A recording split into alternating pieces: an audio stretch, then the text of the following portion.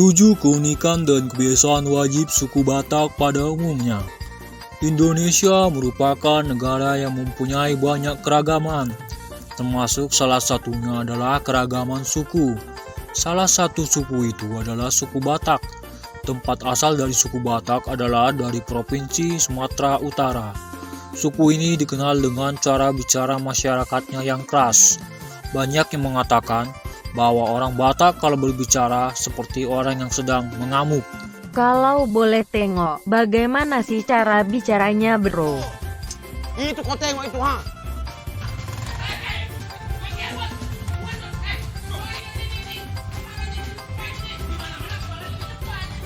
Hahaha.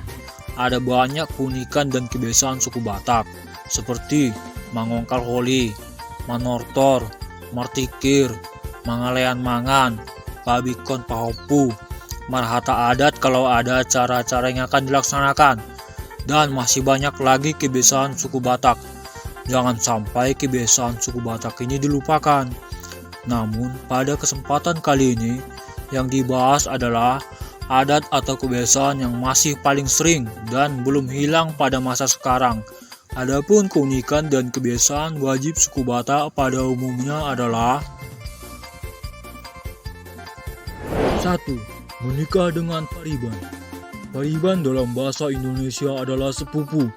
Jadi orang Batak menganggap sepupu adalah jodoh mereka, dengan syarat sepupu itu adalah anak perempuan dari paman kita, yaitu hanya bisa kepada anak perempuan dari saudara laki-laki mama. Bertemu pariban itu ibarat bertemu pacar yang direstui oleh orang tua. Jadi secara psikologi, sewaktu masih kecil kita pasti malu bertemu dengan pariban, karena pada umumnya didukung dan dijodoh-jodohkan oleh para keluarga kita. Pertanyaannya, kalau anak perempuan dari saudara perempuan ayah boleh tidak? Tidak boleh, hanya kepada anak perempuan dari saudara laki-laki mama. Kalau anak laki-laki paman ke anak perempuan mama kita boleh tidak? Tidak boleh sobat.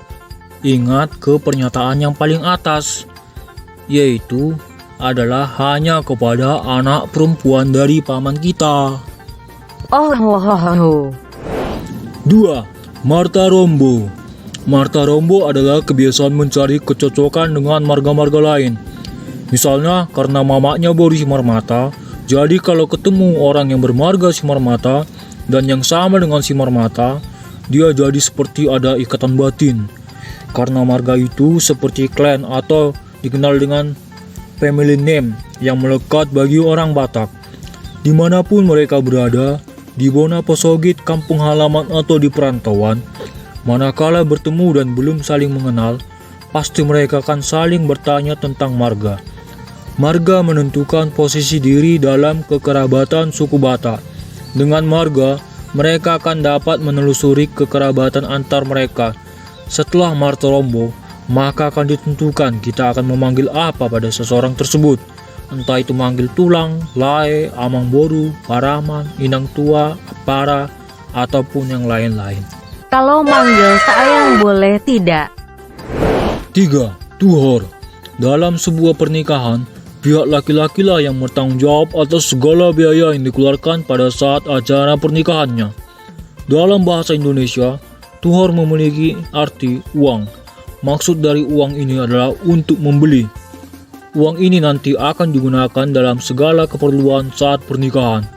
Besar kecilnya nilai tuhor tergantung tingkat pendidikan seorang perempuan. Jika seseorang perempuan memiliki tingkat pekerjaan dan pendidikan yang semakin tinggi, maka nilai tuhor akan semakin banyak pula. Buat sebagian besar orang Batak yang masih memegang adat, hal ini kerap dilakukan. Namun, buat orang Batak yang lebih modern, sudah tidak mempermasalahkan tuhor lagi. Kalau sama-sama holong, ya tidak perlu dipersulit.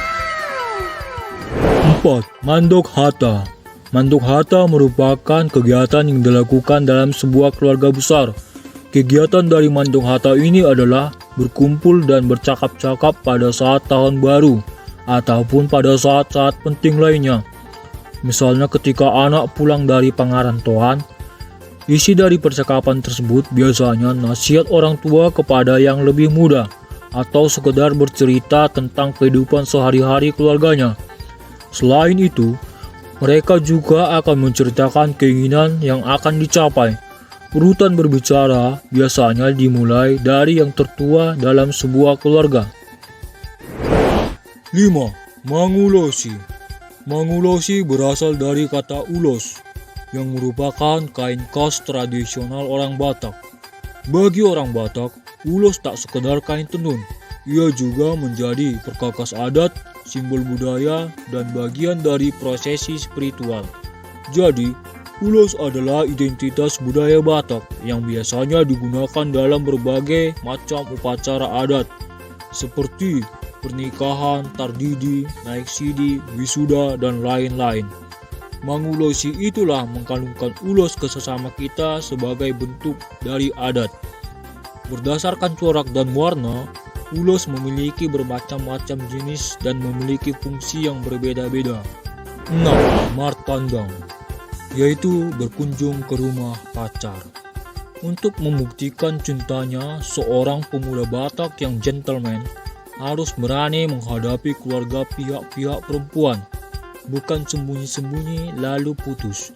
Jadi, pada masa dulu, pemuda Batak biasanya martandang kalau pekerjaan sudah beres, yaitu pada malam hari.